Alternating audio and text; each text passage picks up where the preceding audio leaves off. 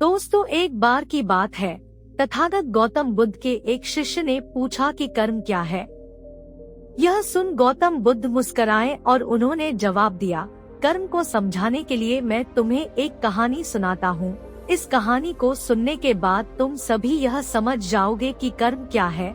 गौतम बुद्ध ने उन्हें कहानी सुनानी शुरू की कि एक राज्य में एक राजा राज करता था।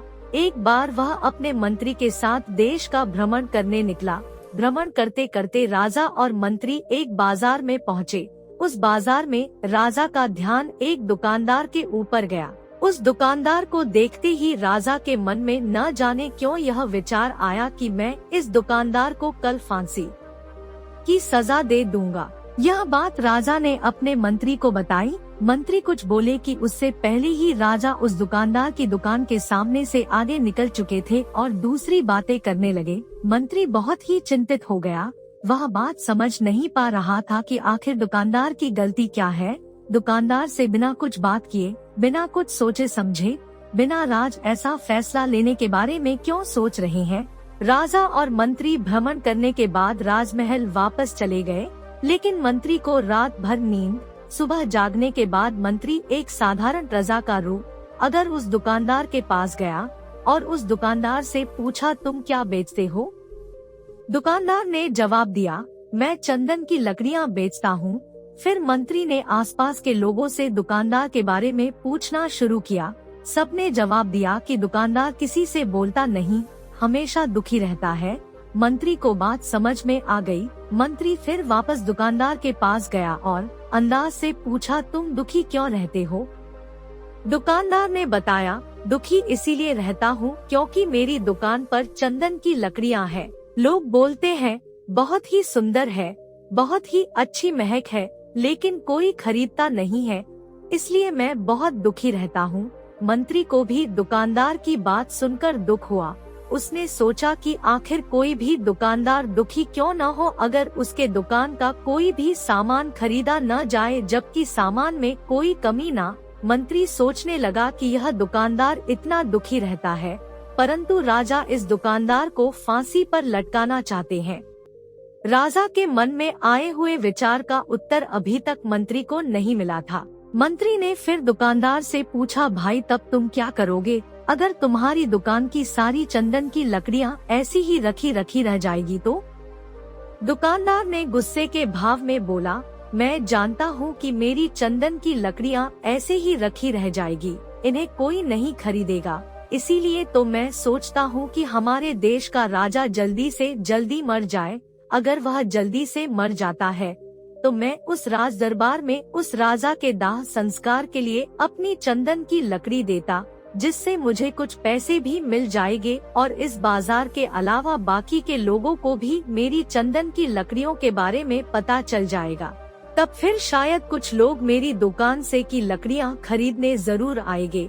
मंत्री दुकानदार की बात को सुनकर सब कुछ समझ गया, लेकिन मंत्री बहुत चतुर और समझदार भी था। उसके मन में एक विचार आया। मंत्री ने दुकानदार से चंदन की कुछ लकड़ियां खरीद ली और इस खरीदारी से दुकानदार को कुछ पैसे भी मिल गए और वह थोड़ा खुश भी हो गया। मंत्री चंदन की लकड़ियों को लेकर वापस राजदरबार चला गया। राजदरबार पहुंचकर मंत्री ने उन चंदन की लकड़ियों को राजा के समक्ष रख दिया और बोला कि हे राजन, यह चंदन की लकड़ियां उसी दुकानदार ने आपको भेंट की है जिस दुकानदार को आप कल फांसी देने के बारे में सोच रहे थे। राजा ने उन चंदन की लकड़ियों को सूंघा और उन्हें चंदन की लकड़ियों की सुगंध बहुत पसंद आई। उन्होंने कहा, यह चंदन की लकड़ियां ही ज्यादा खुशबूदार है। दुकानदार के इस अनोखे पुरस्कार से राजा बहुत खुश हुए और मंत्री को कुछ स्वर्ण मुद्राएं देकर बोले, जाओ दुकानदार को यह स्वर्ण मुद्राएं इनाम देना और बोलना कि आज के बाद महल में जब कभी भी चंदन की लकड़ी की जरूरत पड़ेगी तब तुम्हारी दुकान से ही चंदन की लकड़ी ली जाएगी। यह बात सुनकर मंत्री जी मुस्कुराने लगे तथा सोचने लगे कि अब तो राजा के मन में उस दुकानदार को फांसी देने का विचार आ ही नहीं सकता, क्योंकि अब तो हमेशा राज दरबार के लिए चंदन की लकड़ियों के इंतजाम की जिम्मेदारी उस दुकानदार को मिल गई है। मंत्री स्वर्ण मुद्राओं को लेकर वापस दुकानदार की तरफ चल गया। इधर राजा इस विचार में पड़ गया कि वह दुकानदार तो बड़ा ही अच्छा इंसान है। इस वक्त मैं उसके बारे में यह सोच रहा था कि मैं इसको कल फांसी दे दूं। तब शायद उसके मन में उस समय यह विचार चल रहा था कि राजा पहली बार मेरी दुकान के सामने आए हैं, क्यों न मैं उनको अपनी सुंदर और खुशबूदार लकड़ियों को भेंट करूं। और आज उसने मुझे भेंट भी किया और मैं उसको फांसी देने के बारे में सोच रहा था। इधर मंत्री दुकानदार के पास पहुंच गया। मंत्री ने राजा के द्वारा दी गई स्वर्ण मुद्राओं को दुकानदार को देते हुए कहा कि जिन चंदन की लकड़ियों को कल मैं खरीद कर ले गया था, उन चंदन की लकड़ियों को राजा ने बहुत पसंद किया और इनाम के तौर पर तुम्हारे लिए यह स्वर्ण मुद्राएं भिजवाई है। यह सुन दुकानदार बहुत खुश हुआ। साथ ही साथ मंत्री ने उस दुकानदार को यह भी बताया कि अब आज के बाद राजदरबार में जब कभी भी चंदन की लकड़ियों की जरूरत पड़ेगी तो सारी चंदन की लकड़ियां तुम्हारी दुकान से ली जाएगी। दुकानदार मंत्री की बात सुनकर बहुत ही खुश हो गया। मंत्री ने दुकानदार से पूछा, क्यों भाई, तुम तो राजा के बारे में इतना बुरा भला सोचते थे, लेकिन देखो राजा कितनी चिंता करते हैं, कितना अच्छा राजा है कि अपनी प्रजा के बारे में कभी भी गलत नहीं सोचते हैं। दुकानदार मंत्री की बात से सहमत हो गया और बहुत दुखी होकर राजा के प्रति अपने बुरे विचार पर पश्चाताप करने लगा। दुकानदार मंत्री से बोला, मैं कितना गलत सोचता था राजा के बारे में। राजा तो बड़े ही अच्छे हैं, बड़े ही भले राजा है। भगवान करे कि राजा की बहुत लंबी आयु हो। यह बात सुनकर मंत्री भी बहुत खुश हुआ। फिर मंत्री वहां से वापस राज दरबार को चला गया और यहीं पर तथागत गौतम बुद्ध भी इस कहानी को समाप्त करते हुए अपने शिष्य से पूछा कि अब आप ही लोग बताओ कि कर्म क्या है। किसी शिष्य ने कहा कर्म वाणी है, तो किसी ने कहा कर्म विचार है, तो किसी ने कहा कर्म भावना है। सारे शिष्यों के जवाब सुनने के बाद महात्मा गौतम बुद्ध ने कहा कि इंसान के विचार ही उसके कर्म है।